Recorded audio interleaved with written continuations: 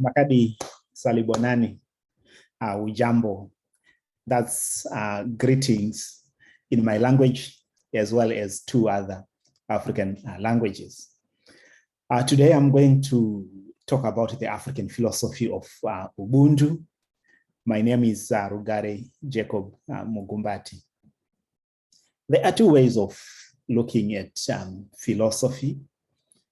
We can look at philosophy as a profession, as an academic discipline or a degree, but that's not what I'm talking about today. Today I'm talking about philosophy as a way of thinking, as a way of seeing the world, encompassing the written and oral ideas that we have about society. I don't know where you come from, probably from India, from the Philippines, from China, from England, from Scotland, or Switzerland, probably from Egypt or Israel, probably from the US, from Canada or from Mexico, from Fiji, from Australia, or from Tonga. I don't know where you are from. I am from Zimbabwe in Africa, and we do have our own philosophy as Black Africans. Our philosophy is known as Ubuntu, but it is known by several other names on the continent.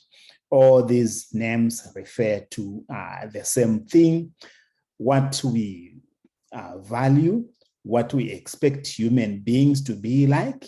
So the way we describe being human is the same in African communities. It can be expressed using different nouns, like in my culture, it's Unu. In South Africa, it's Ubuntu. It's Vomundu in Mozambique. It's Utu in Tanzania, Ubuntu in Uganda. There are all these different names used, but they refer to the same thing. What is it that they refer to? They refer to our conception of being a human being. In the areas where I've put some green question marks, Ubuntu is expected to be there. I don't have information yet, but literature points to the fact that their values, their ways of looking at humanity is very close or similar to areas where Ubuntu is today. And I don't have information about the availability of Ubuntu in the areas that I've put black question marks, areas in North Africa. There are often questions about, where does Ubuntu originate? Where did it come from? There isn't a definite answer, but I can say it started a long time ago. It was started by Black Africans, and it spread throughout the continent to become the overarching philosophy, where other secondary philosophies are derived, theories and knowledge about life is derived. It is known that some 4,000 years ago, most Black Africans were staying in areas around West Africa. They then spread. As they spread with their cultures, with their languages, with their histories, with their identity. There can be differences in terms of subcultures. There can be differences in terms of what happens in specific communities, but they are binding elements, and it is those elements that constitute Ubuntu. They include the value for relations, the value for culture, the value for being Black, that's being indigenous Africans, the value of holism, where everything is connected. Also the value of justice and freedom, responsibility, collectivity, and respect. These are common among African communities. But how do we define Ubuntu? There have been several definitions of Ubuntu, but previous definitions have limited Ubuntu, just focusing on very few aspects of it. For example, others have defined Ubuntu as I am because we are. That's just one aspect of Ubuntu, yet there are several aspects of Ubuntu. So some people have defined Ubuntu using the individual perspective or the community perspective. They just used micro lenses to define Ubuntu, yet it is much, much broader than that. So I'd want to refer you to the definition provided in the African Journal of Social Work in 2020. It's quite comprehensive. The definition ends by saying an authentic individual human being is part of a larger and more significant relational, communal, societal, environmental, and spiritual world. That is a comprehensive definition of Ubuntu. It goes beyond the individual to encompass the family, the community, society, environment, and spirituality. I'll be talking more about those levels of Ubuntu. But let's turn to what are called maxims or statements. Others have used these to define Ubuntu. For example, others have said Ubuntu means umundu ngumundu ngabantu, but it simply means I am because we are. It's just one aspect of Ubuntu at the community level, and it can be used to define Ubuntu. Ubuntu is much broader than that. There are several other maxims or statements of Ubuntu, like chikuru upenyu, that's the value for life. Ndirine kutitiri, it means collectivity or communalism. Umoja ni nguvu in Swahili, it also means collectivity. There are many other maxims that reflect the value of Ubuntu at the different levels that I talked about earlier. Besides the maxims, statements about life, what else do we get from Ubuntu? We get sub-philosophies or secondary philosophies. We also get theories from Ubuntu. I've just given a few examples here. Ubuntu pedagogy, that's a theory. Ubuntu jurisprudence or law, that's a theory.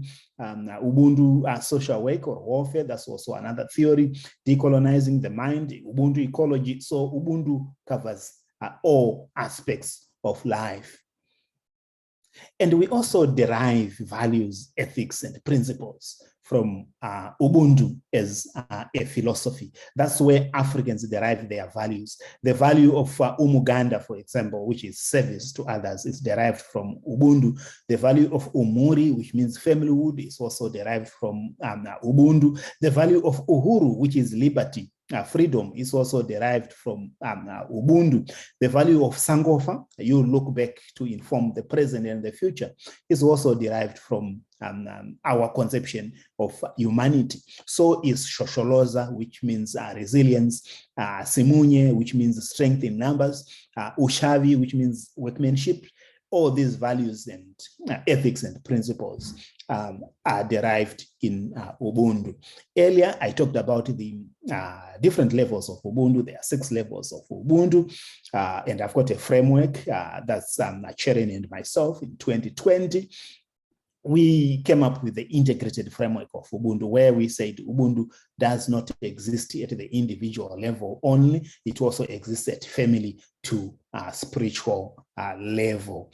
But what do we mean? What is encompassed at each of these levels? I've put this slide here that provides some summary of what is encompassed at each and every level. I'm not going to be able to look at each of them.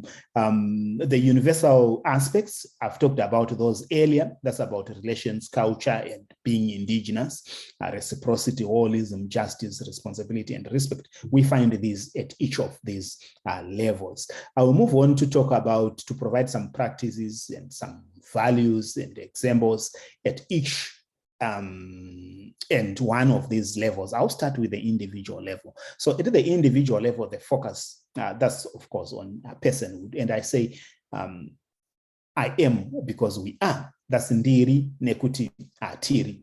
We view, as Africans, we view the individual within the family and the community. Individuality is very limited in African society. So we don't say I am because I am. We don't say that. We don't say ndiri nekuti ndini. We don't say that. The focus is not on yourself. The focus is not on myself. I become because of others. That's what we say. I move on to the family level, where we talk about the value of ukama, or the importance of relations or familyhood. So I say I am because of my family. I am because of my tribal family. I don't say I am because of my immediate family only. I go beyond to consider kinship. I go beyond to consider the tribal family. So I exist, my family exists within the tribal family.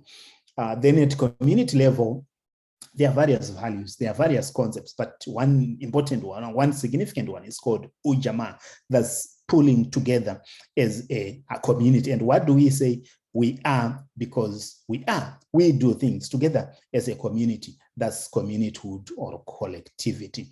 Then at societal level, we value social connectedness, social harmony and solidarity. But we don't end there. We also deal with the structural, transformational and critical issues of society, issues of liberation, issues of compensation, issues of forgiveness. All those are all important in African society. At the environmental level, that's we focus on the importance of the environment, the environmental heritage that we have, importance of land, soil, animals, vegetation, and we also value our ownership of that, especially that which we inherited. Then we move on to the spiritual level. That's holism. We are connected with our past, our future, our present, our environment, and also our spirituality. That's connectedness of all things. So when we talk about spirituality, that's what we are talking about, holism. Everything is connected. There are some shortcomings of Ubuntu. Others call them criticisms, but I look at them as shortcomings. The first one, there hasn't been enough written literature about Ubuntu. That's fair criticism, if you want to put it that way. There isn't enough of written literature about Ubuntu, but there is enough of oral literature. So there is enough that exists in songs, in proverbs, in poetry, in praise poetry, in language. There is a lot of information, knowledge, theories that exist there, but it has not been translated to written literature. So there is need for more for production of more literature. There's also a need to translate oral literature to written literature so it can be accessible in places of teaching and learning.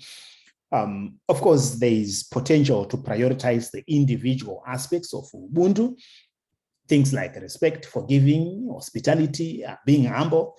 So, like I said, previous definitions have focused on this, but that's not all about Ubuntu. It goes beyond the individual to include the family, community, environment, society, and spirituality. So Ubuntu should also include the more critical, structural, and transformational issues of society. For example, liberation, for example, decolonization, for example, repossession of land and other resources. They are all encompassed in Ubuntu. When Africans were fighting for liberation, were waging anti-colonization wars, they were driven by Ubuntu, that you cannot be human if you are not free.